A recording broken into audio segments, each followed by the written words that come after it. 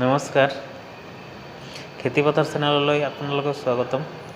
চাওক বন্ধুসকল, গাহৰি পালন কৰি থাকে বহুত মানুহে দেখিছোঁ, কিন্তু চাফ চিকুণতা এইবিলাক নাজানে।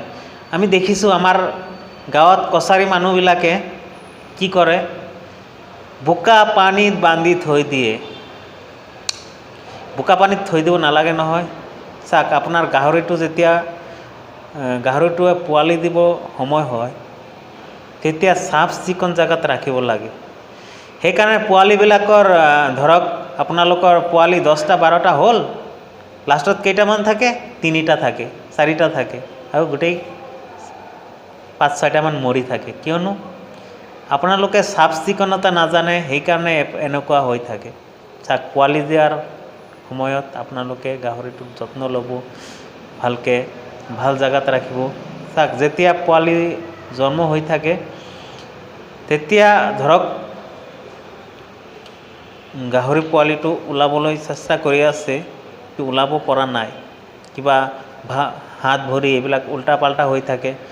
চাওক আপোনালোকে অকণমান হাত লগাই, গাহৰিৰ মালিক যি হয় ঘিণ কৰিব নালাগে। চাওক হাত লগাই টানি দিব, টানিখিনি ওলাই দিব। কিয়নো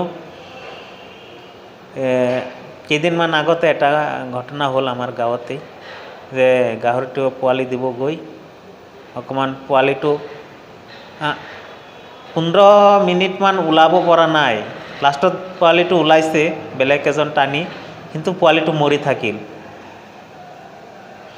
কিয়নো ধৰক ওলোৱাৰ লগে লগে আধাখিনি ওলাইছিলে, অকণমান যদি হাত লগাই টানি দিলে হয় তেন্তে প্ৰব্লেম নাছিল, নমৰিলে হয়।